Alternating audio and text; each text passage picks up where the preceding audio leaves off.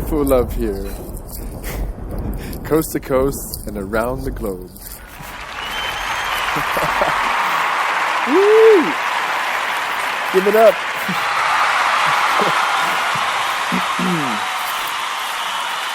Broadcasting to you live from Turtle Island on a mild winter day here in Quebec. We've got a great show coming up. Broadcasting from a restaurant, so we'll see how that works. As long as they've got free Wi-Fi, I'm happy. So happy to be reaching out to friends here, there, and everywhere. Had some really good response to the first few podcasts, so hope to carry on with that momentum. And please keep writing in and sending your feedback, comments, questions. I'm here for you. My name is UFO. UFO! Thank you.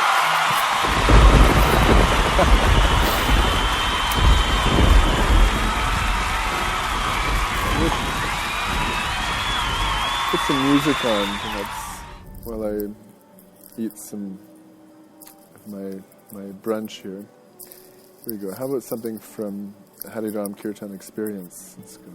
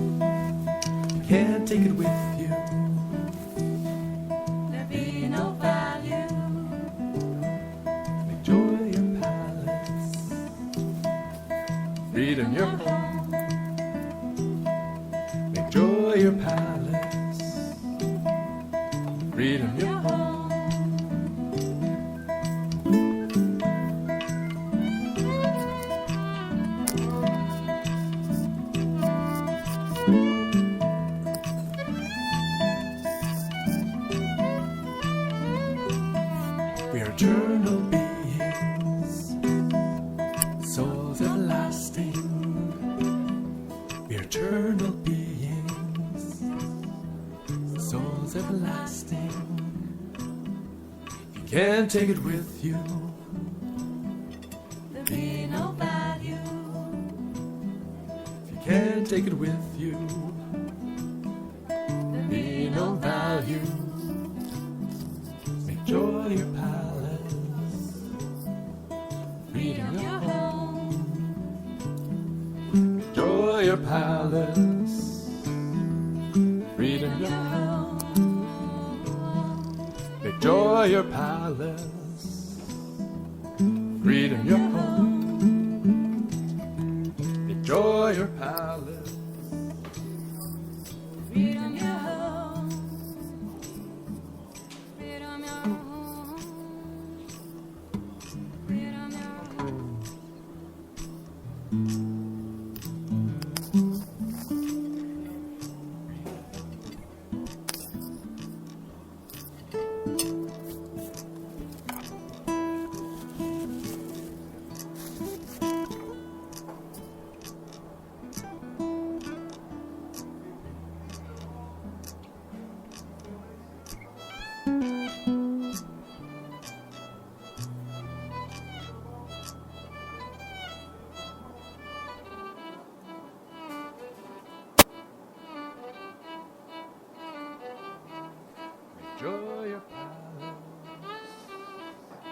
freedom your home.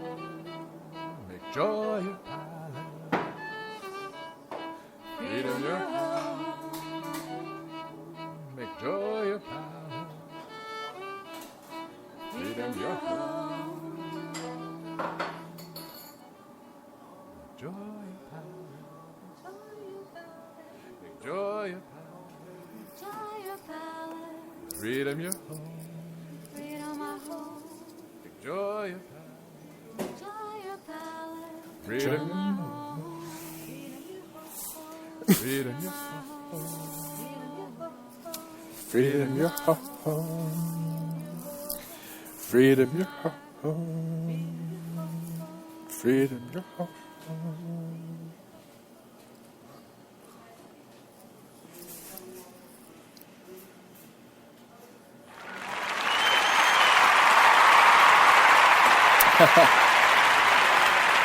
Thank you. Thank you. This song that I composed about 6 years ago, Make Joy Your Palace, is a good lead-in for the refugee theme that I want to begin with today, perhaps finish. It's a big topic, isn't it? It's very much in the news in the last few months. The crisis in Syria, other places. I'm going to play a mantra piece from the same album. The mantra is Sat Siddhi, Siddhi Akal, Siddhi Akal, Maha Akal, Maha Akal, Satanam, Akal Murit, Vaheguru. This mantra is a celebration of our eternal essence. Akal means eternal, deathless. We are beyond death and birth. Yes, because to be beyond death, one has to be beyond birth. There's the rub, eh?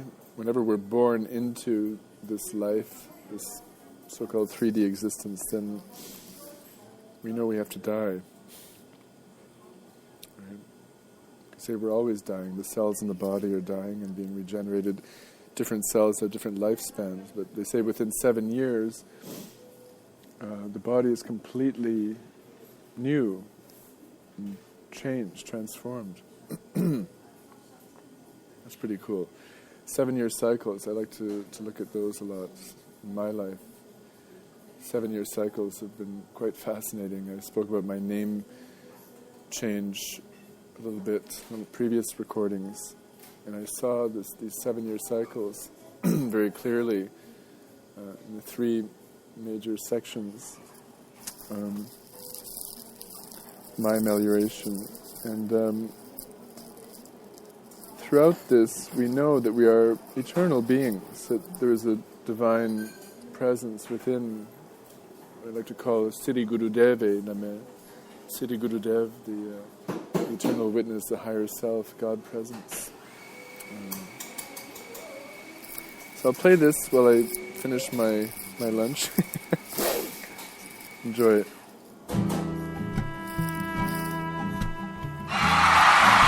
Okay. Okay, you guys are too kind.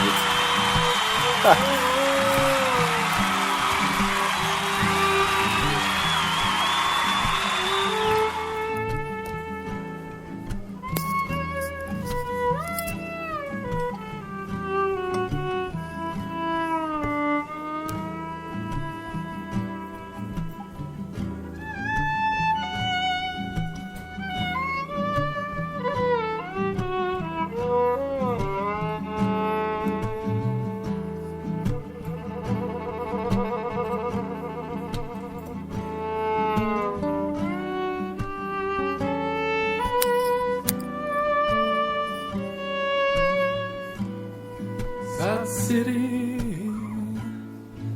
a call, Mahakal,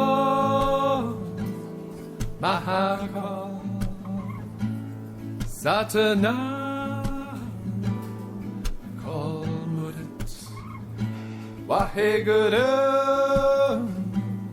Sat City City a call City a call Mahakal Mahakal Satana Call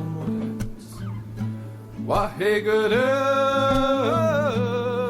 Sat City City a call City a call Mahakal Mahakal Satana Call Waheguru Sat City City a call City a call Mahakal Mahakal Satana Call Waheguru Waheguru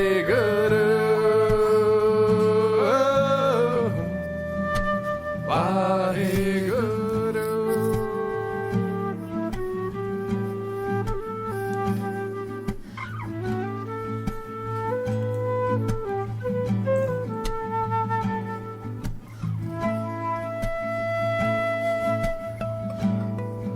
Sat City City a call City a call Mahakal Mahakal Satana Call Murit Waheguru Sat City City a call City a call Mahakal Mahakal Satana Call Waheguru Sat City City a call City a call Mahakal Mahakal Satana Call Murit Waheguru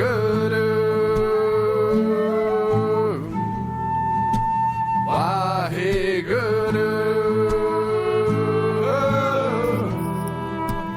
Waheguru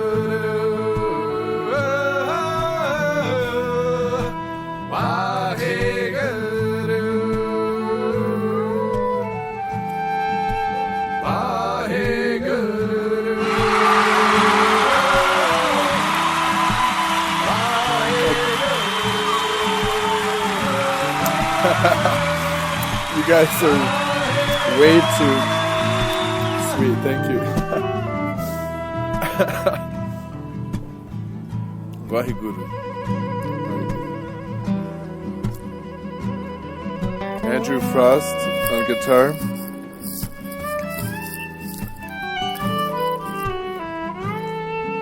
Guillaume Deschenaux on violin.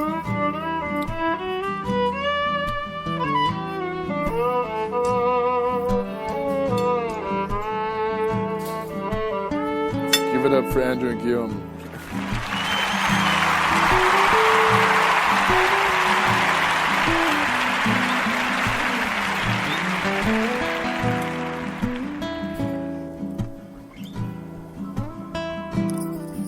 That city, city a call, city a call, ha ha call, ha ha call, Satana call Morris, Waheguru, Sat city, city a call. city hall.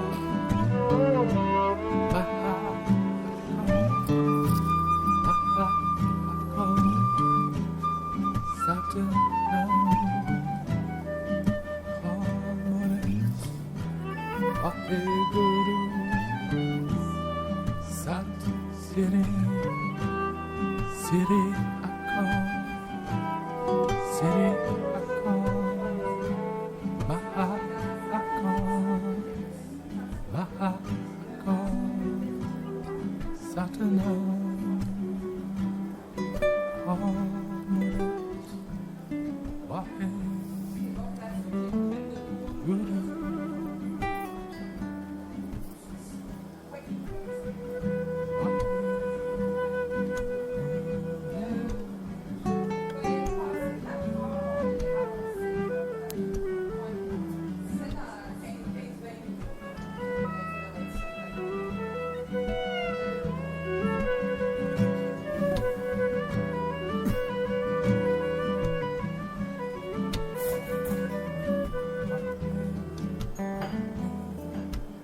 Never born.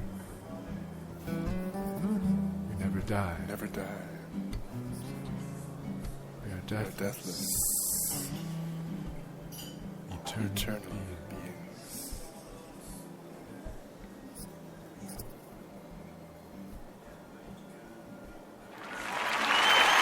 All right. Give it up for the Hariram Kirtan experience of it. Woo! I love that recording. I mentioned the Spirit Voyage website the other day. It's an excellent reference for mantras and mantra music. All my favorites are on that website. And here's what they say about this mantra.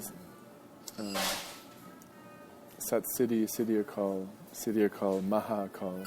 Maha Akal, Satanam, Akal Murit, Vaheguru. Literally translates the true, great Sat Siddhi. Siddhi Akal, great deathless beyond death. Beyond death, Maha Akal. Truth is his name, Satanam. Akal Murit, deathless form of God. So Murit refers to God, the deathless form of God, Akal Murit. Excuse me. Vaheguru. Wow. The experience of the divine bliss. Wow, God is great.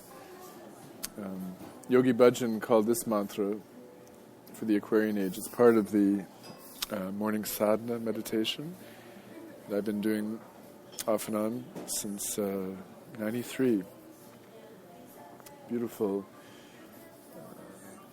combination of 7 mantras consisting altogether 62 minutes. If you want me to come and lead this meditation along with the entire morning sadhana routine, which lasts from 2 to 2.5 hours, just let me know, send me a line, drop me a line. I can lead the chantra. That's a good word. Chantra. Okay, I like that. It's the combination of chakra and mantra. So when we chant these beautiful mantras, the chakras are definitely enlightened and invoked and charged. Kind of like that. Chantra. I'm going to put a TM on that, trademarking that word. Chantra with Hariram. So, yes, Yogi Bhajan called this mantra for the Aquarian age. He said, when we chant it, we affirm that we are timeless, deathless beings. This is one of the Aquarian sadhana mantras. It is known for giving victory in all aspects of life. Victory. But what is the supreme victory? Yes, victory over death. So what better mantra for achieving victory, the supreme victory, than this one? So it's all about that. Victory over death itself. To affirm that we are eternal, deathless, Death has no hold on us. When that happens, then we are free, fearless. Doesn't mean that fearful, challenging crises, situations no longer appear in our world. Not in my experience anyway. What it does mean is that we can embrace these situations, these crises, and see them as an opportunity, as the ancient Chinese described so beautifully. I spoke about language the other day in the podcast. The Chinese have a symbol, two symbols, often together, that mean crisis and opportunity, or crisis as opportunity. This is the victory, to see every crisis as an opportunity. Which makes me think of Miles Davis, the great jazz musician, shaman, definitely call Miles a shaman. He said this about mistakes. He said, there are none. There are no mistakes. And a master, thank you Osho, is a master never makes the same mistake twice. Unless, of course, he or she had so much fun making this mistake the first time. This is a beautiful saying, isn't it? A master never makes the same mistake twice. What does it mean? It means a lot of things. Because, for me, a master is constantly drawing in or attracting crisis. I'm making up a lot of words today, isn't it? I love how the word crisis and Christ are so closely associated, aren't they? They must come from the same root. Like Christos, like Krishna.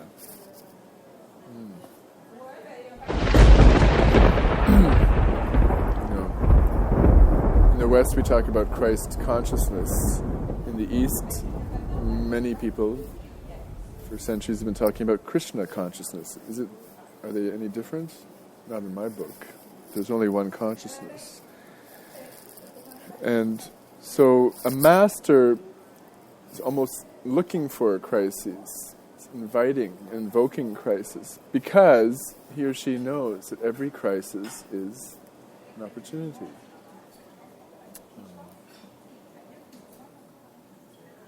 And the master, coming back to the Miles Davis quote, Osho, makes many mistakes. Right? So what he said, the master doesn't make the same mistake twice, unless, of course, they had so much fun making it the first time. However, they make a lot of mistakes. In fact, the master is looking to make mistakes every which way imaginable, which brings me to one of my favorite mantras I shared on the first podcast. It goes like this. What kind of holy royal mischief can I get into today? Be careful. Be careful what you ask for. All right? Excuse me. So you might want to work up to an affirmation like this. Okay? Yes, affirmation for me is a mantra, is an affirmation, is prayer. And to be prayerful is to be playerful. Remember, if you're listening to the archives, go back and check it out. Take the R out of prayer. R standing for a lot of heavy words, right? Like resistance, redundant. Well, redundancy is not a bad word. I love redundancy, actually.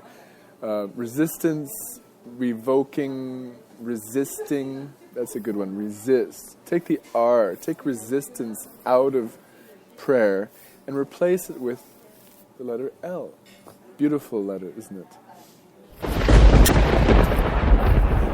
Hallelujah. The L appears. L stands for love, life, and laughter. And laughter. Thank you. Thank you, everybody. So to replace the R with L changes the whole meaning of prayer for me. We become a player, playing in this enchanted garden. Maybe I'll look that up. Somebody remind me. I don't have a pen. I should have a pen handy. I have a poem called God's Garden of Possibilities, which for me beautifully describes this theme of returning to our innocence and being playerful. It's all lila. You know this word, lila? Beautiful word. It's a play. And a master is always looking to make mistakes. Lots of them. Just not to repeat the same one more than once. This is how we grow. Thus, I've been very blessed. I've been blessed to work and study with some true masters. For example, my shiatsu master. The Japanese word is sensei. Mitsuki Kikawa. Let's hear it. Give it up for Mitsuki. Okay.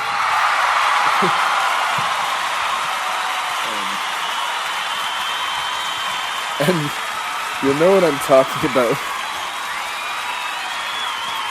If you ever have the opportunity to receive a shiatsu treatment from yours truly or one of Mitsuki's students.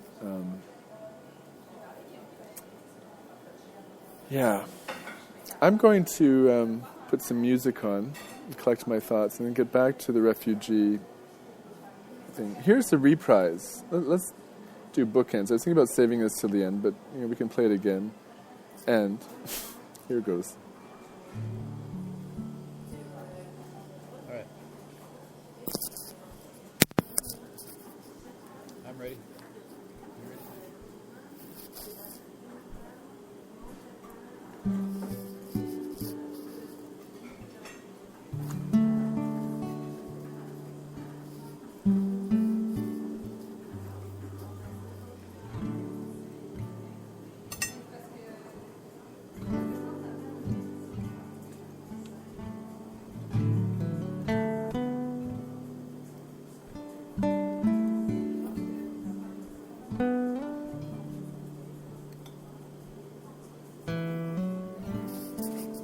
South City,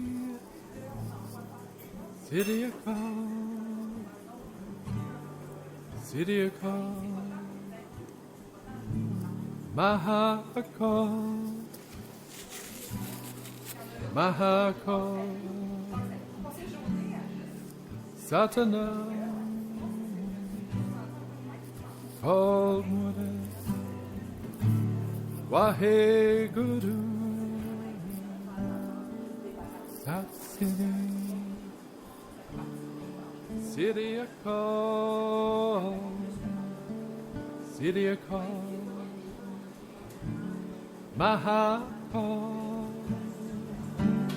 Mahakal, Satana, call Wahe Guru.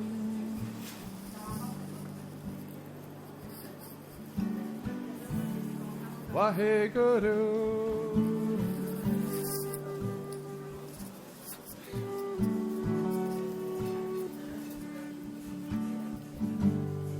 Sat City, City I call, City I call, Mahakal, Mahakal. Satana, call Murit, Waheguru, Sat City, City I call, City I call, Mahakal, Mahakal. Satana,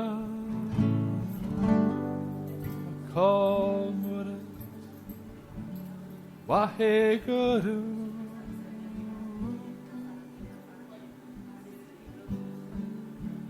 Waheguru.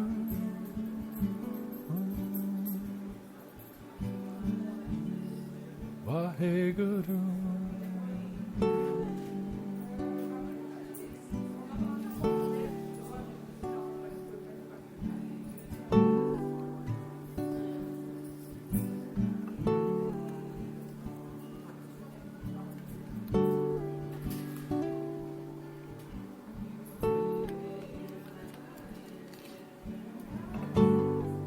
Sat City, city I call, city I call, my heart call, my heart call, Satana, call Mudens, Waheguru, Sat City, city I call, city I call, my heart call, my heart call, Satana, call Waheguru. Sat City, city I call, city I call, my heart call, my heart call, Satana call, Waheguru.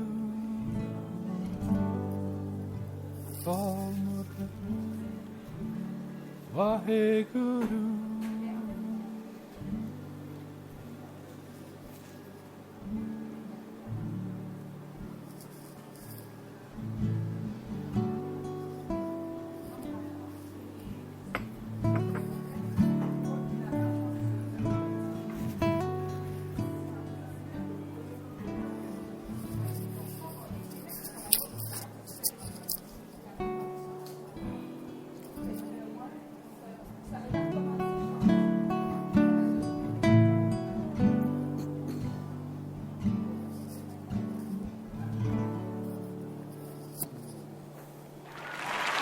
Andrew Frost on guitar.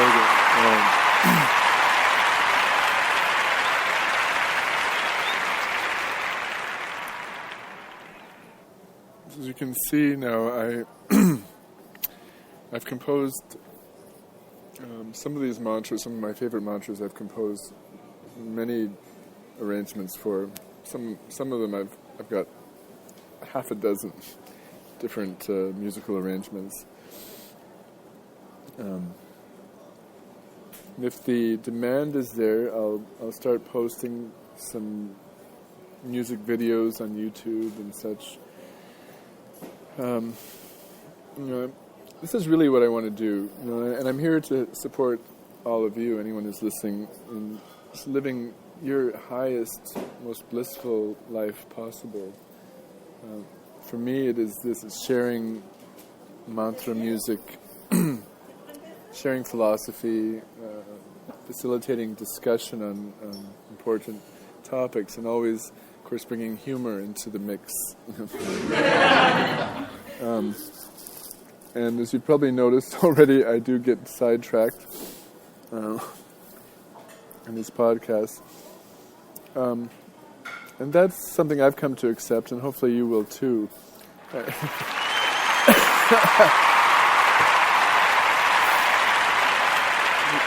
Somehow, it always comes back to the source. Yeah, let me know if the sound levels are better now. I think Bonnie mentioned that the crowd, they you can't really blame them. They get so excited that they were a little bit loud. It's hard to hear my voice over all the applause and laughter. So how's it going? Is that better now? I hope so. I gave them a few quaaludes. The people in the studio audience here, just so they could calm down a little bit. How are you guys doing? Yeah, they're enjoying themselves. Good. So I don't know. I got from the refugee theme to deathlessness, Moritz, to mastery, never making the same mistake twice unless you enjoyed it too much the first time. How do these things tie together? Well, let me share in a story, a personal story. Some of you have heard. I bought a one-way ticket to England back in beginning of December, and I learned the hard way that it's not a good idea to buy a one-way ticket to England, even if you're part of the Commonwealth. I was detained by UK Border Force. That should have been a dead giveaway when I saw the big block letters at the Gatwick Airport. UK Border Force. Yeah, did not bode well, right? I was exhausted, of course, because it was a red-eye flight. I arrived sleep deprived at the airport, and the customs officer that greeted me, I don't know, that's too polite a word to say. I immediately felt like I was under interrogation. The first meeting with the customs officer at the gate coming into Gatwick, and she gave me... I tried to make fun, right, to bring a smile onto her face. But sometimes it just doesn't work. You can do everything you can. You can stick my fingers into my nostrils, make those pig faces. And maybe if I'd done the beatbox and the pig face,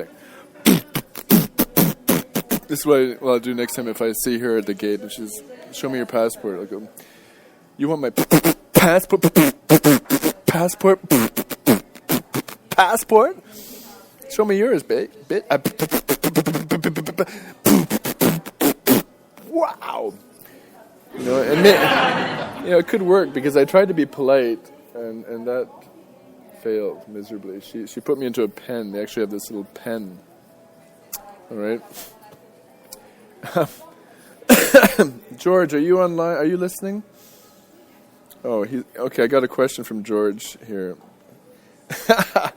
He says, "I'm very curious to know what your view on lust is." Uh-oh. I'm gonna tell him to go to my show. Because I don't think he's even he's just tuning in somehow through the ethers. Before I answer that question, I want to make sure that he's listening, so I don't have to repeat myself. Is it still too loud? I'm gonna maybe. Come on, take another Quaalude, guys. Okay. Is that better? Okay.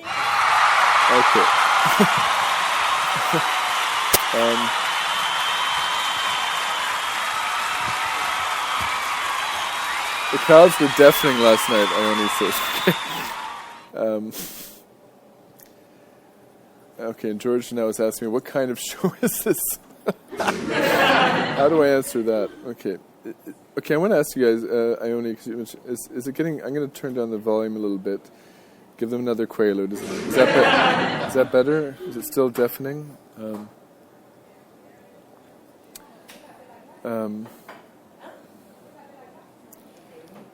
George is at work, so I want people to take this into their workplace. Take this show, play it everywhere and anywhere where you have a Wi-Fi connection or mobile data. I think it's worth it, don't you? Okay.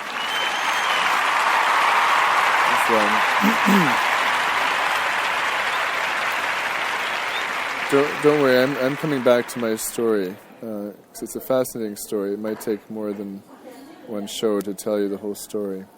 Isn't that the beauty of storytelling? Right before television, get this, okay? Check this out. Before internet, we had television, right? Television still kind of exists. It's been kind of usurped by the internet now that people are watching YouTube on their TVs, right, in their homes.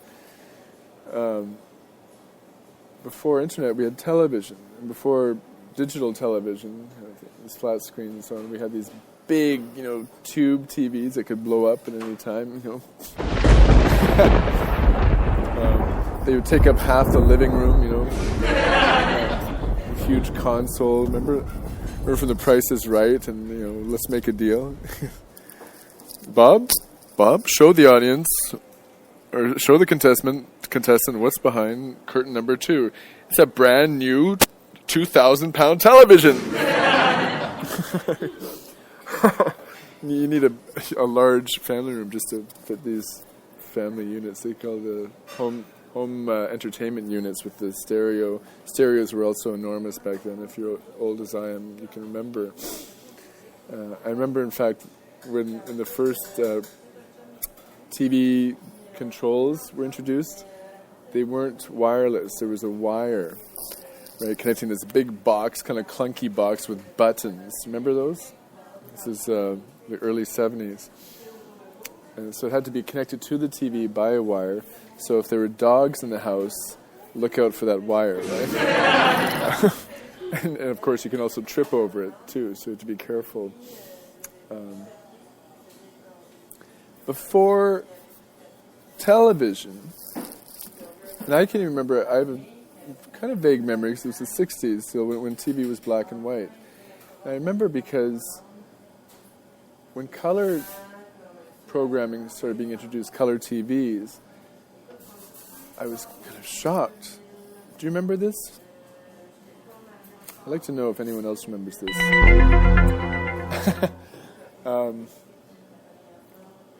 So I was old enough to go, wow, this is amazing. And the shock was, I thought all along, I was still young, that I was watching these cartoons in color on the black and white TV. That's where I'm going with this, the imagination, all right? The imagination of a child. See, a child can watch a black and white show and see color. Right? See the colors. I'm sure this was the case with a lot of people before the advent of color TV and color films. I think Wizard of Oz was one of the first films done in color. Let's hear it for the Wizard of Oz. Woo! One of my favorites. Okay.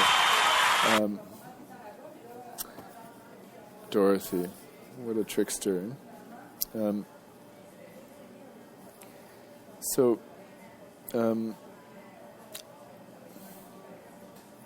where were we?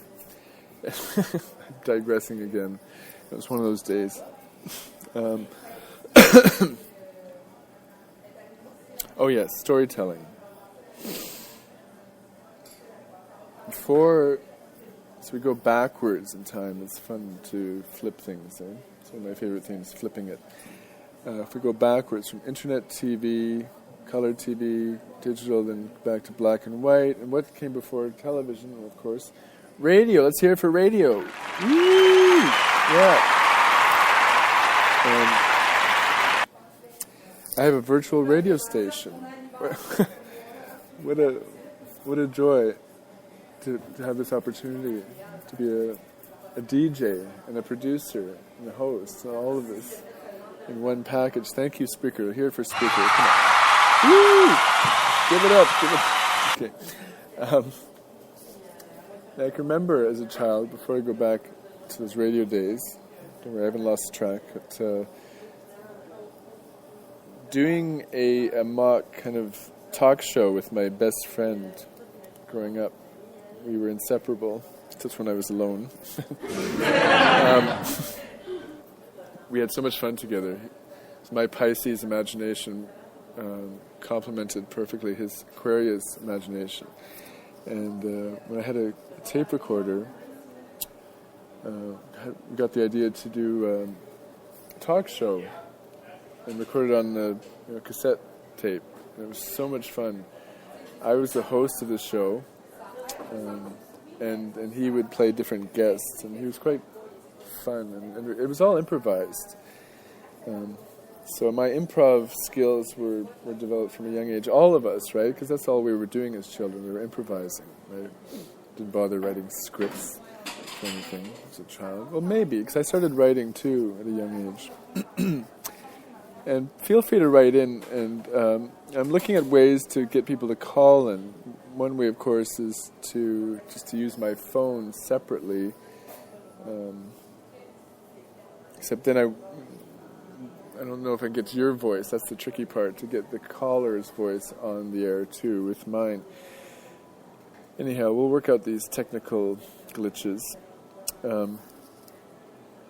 So Chris and I had a lot of fun doing these talk shows together. And primitive technology, I don't know about you guys, but that's the blessing and the curse of being born in the 60s. I never fully made the transition to the digital age.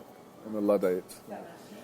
I might talk about the Luddites another time. It's a great story. And Guy Fawkes comes to mind too. November 5th. November 5th, remember that date. 1605. British Parliament. Well, if only they'd succeeded with that plot. Anyhow, are you guys ready for some music? Okay, before that, I'm going to go to the end of this line. I know you're just dying to hear where I'm going with this. The backward trajectory. Before radio, I don't know much about the radio days because I wasn't alive at that time, per se.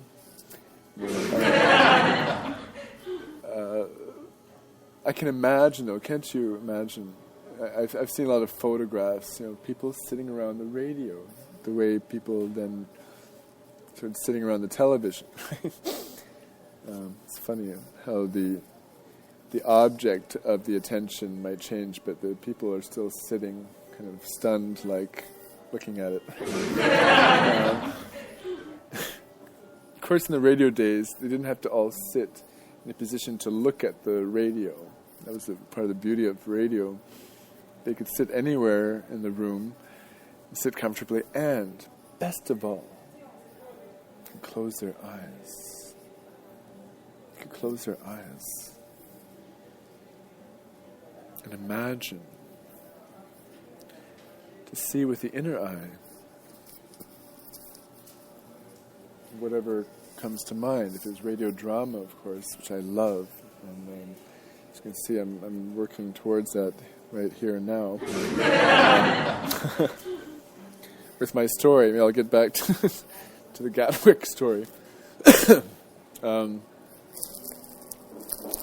Radio drama. I got to hear some of these stories as an adolescent, because they were still playing them on the radio when I was growing up. Some of the oldies, right, from the radio days, like The Shadow. That was one of them. I really liked it. I would listen in the dark too, right, in my bedroom, and get kind of under the covers and like. And there was another one called Suspense Theater, Mystery Theater, something like that. Really good. They had like some of the top actors of that era doing these radio programs. Maybe not the top ones. It was kind of like the what happened in the television age. The kind of the B actors end up doing more TV than film. You know what I mean? People like Ronald Reagan. Don't get me started on Ronnie McReagan, okay? Anyhow, talk about bad karma, though, eh? Anyway, I digress from my digression. So I'm here to bring back the magic of radio. That's part of my mission with the Spreaker network. So all of your support and donations are much appreciated. Anyhow, still, radio is relatively new in human history, right? There was no radio before, really before electricity and the tube, all that primitive kind of. I love it, the tubes and all that. I'm not much of a scientist, you can see in that sense, but I can appreciate it, the advent of radio and how they made radio more accessible, bigger bandwidth. Now we've got this huge bandwidth. Let's hear it. Speaker, woo!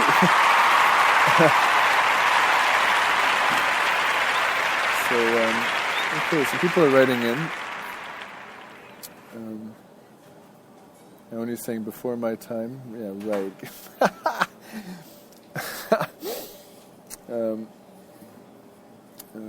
Dragan has to go to the bank. Okay, we'll have fun at the bank. Take out some money for the cause.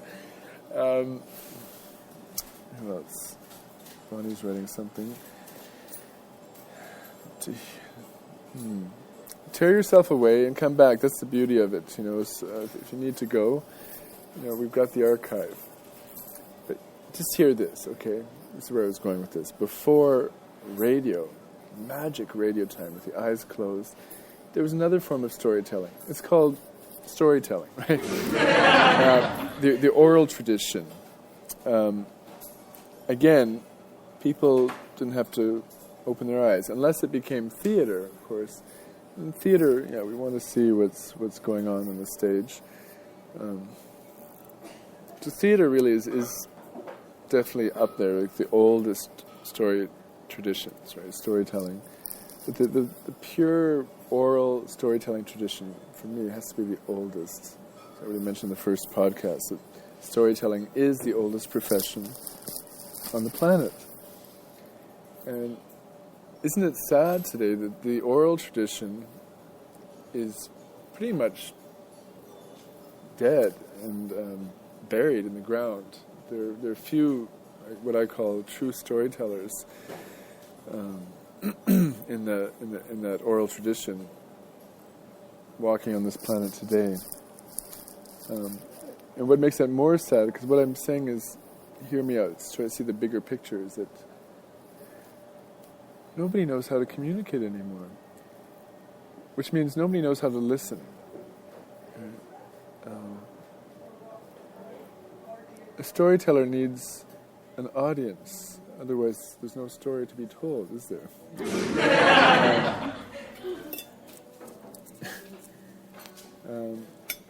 And the audience needs a storyteller.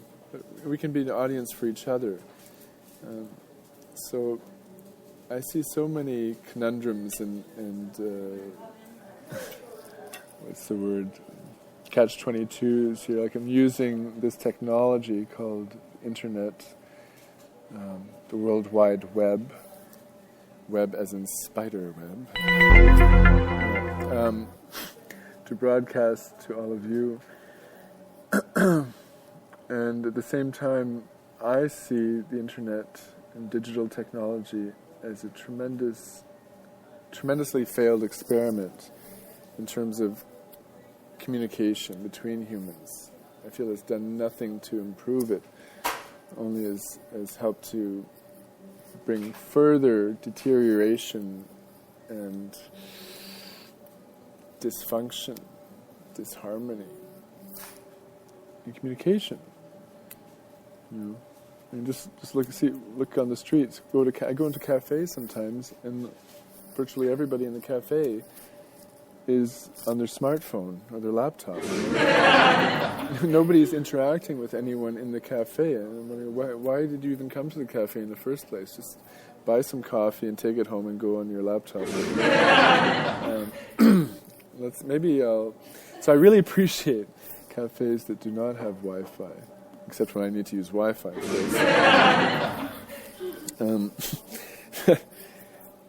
I appreciate the ones that do, because they're bucking the trend. They know that they're going to lose some customers, right? Because they don't have Wi-Fi access. But my guess is that they're also hoping they're going to attract a different kind of clientele, one that is still looking for real human interaction, face to face, voice to voice. I hope there's not too much the background noise coming through here. This is an experiment too, to come into a cafe.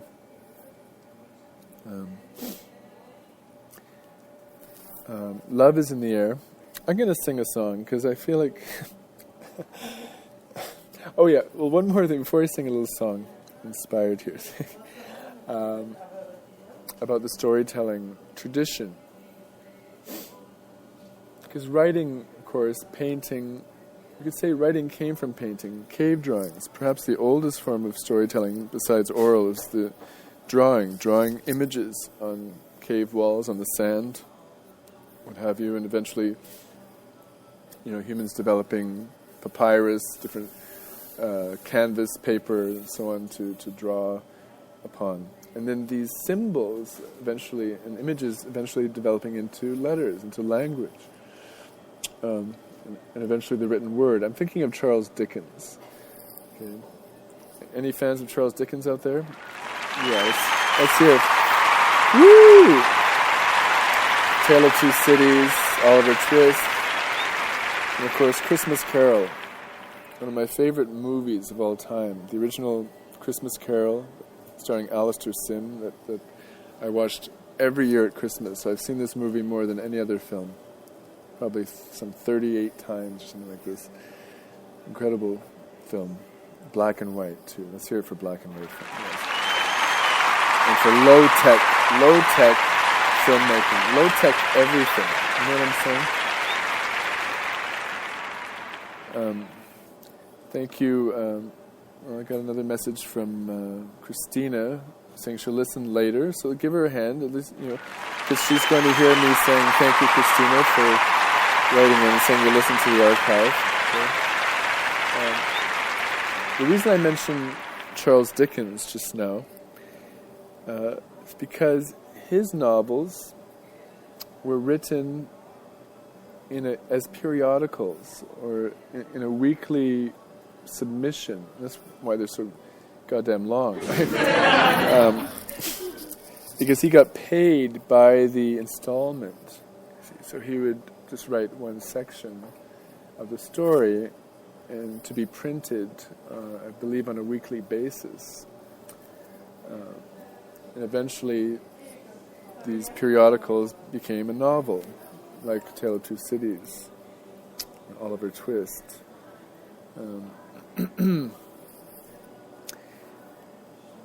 So that's kind of what inspired all of this digression into the origins of storytelling. So that, I'm going to do this now too.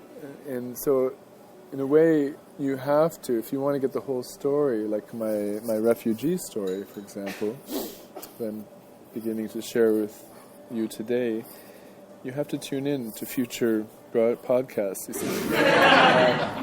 So I'm not going to give you the whole story. And I am. It's a Poe. I mentioned the word Poe the other day. Yes and no.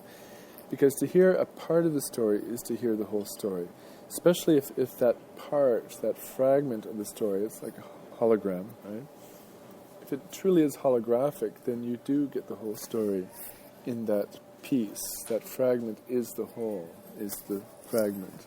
Like a drop of water in the ocean. Ooh, he's getting really... And he's getting very philosophical now. Right? Thank you. Drink some water.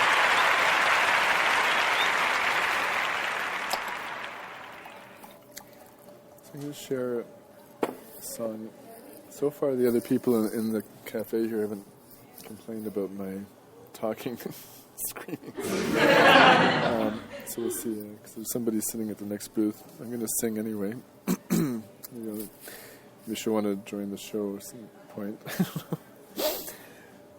This is a song for lovers around the world, from coast to coast and around the globe.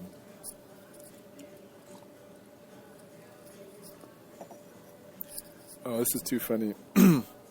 I wasn't aware that the soundtrack right now, in the background, is another singer. Can you hear it? From the Golden Era. There's no King Kong, meaner than a junkyard dog. Jim Croce, yes. The immortal Jim Croce. Does anyone remember that name? Woo! Give it up to Jim Croce. What a beautiful soul. So I think part of my mission here is to introduce some of these great storytellers, songwriters that the younger generations today have no clue about. Jim Croce. Baddest man the whole downtown, badder than old King Kong, meaner than a junkyard dog. That wasn't the song I wanted to sing. But, so I feel really blessed to have Jim Croce singing behind me. It's like backing vocals. So here we go. This is a song for lovers. Jim Croce wrote some beautiful love songs. So. It's okay, Jim, can you just tone it down a little bit, please?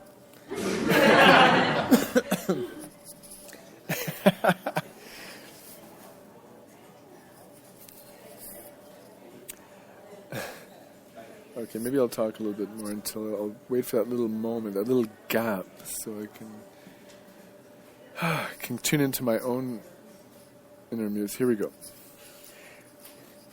I am you, and you are me, together forever and free. Yeah. I am you, you are me, together forever and free. You are me, and I am you, together forever and true. You are me, I am you, together forever and true. Together forever, together forever, together forever and true. You are me, and I am you, together forever and true. So, I am you. The waitress actually, I'm singing and they're telling me to just, can you believe this? Fuck. It's okay to talk, right, and to scream, but as soon as somebody starts singing, they have a problem. So I have to whisper this, okay? I'll bring up the mic closer. I am you, and you are me, together forever and free. I am you, and you are me, together forever and free.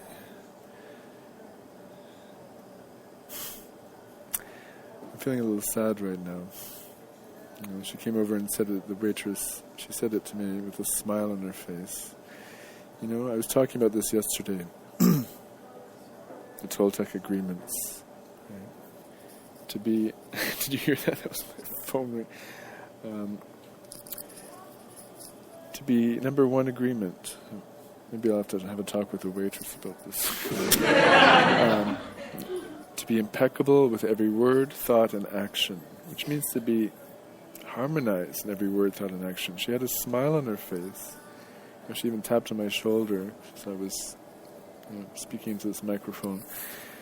The smile on her face basically said, "Stop singing," or tone it down. So I felt a contradiction in her kind of smile. The body language can say something else too, right? It does make me feel a little sad. It's like, as if singing is a sin, or dangerous to the public peace. I spoke about this in the Refugee piece. I think it's the one that I have archived on Spreaker, so check it out. So I've got some more pieces on refugees.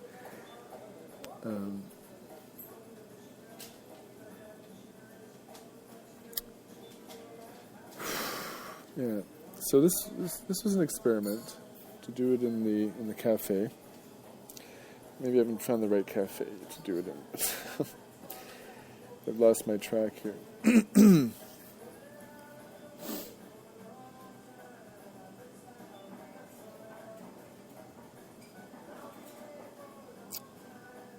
In the refugee piece, I spoke about a few things. It's not coming to me now. I apologize. I'm going to put on some music and gather my thoughts and pray with me for this lovely lady here who I want to honor and respect right now.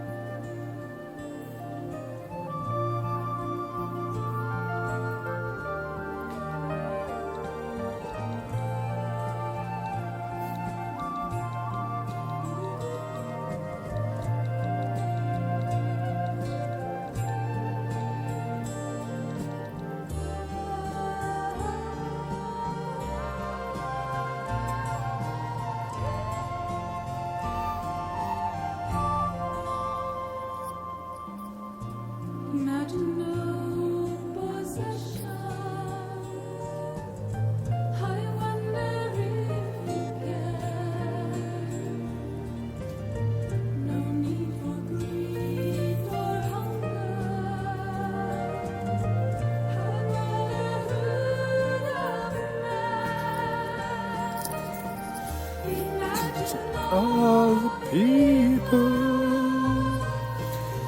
sharing the world. You may say I'm a dreamer,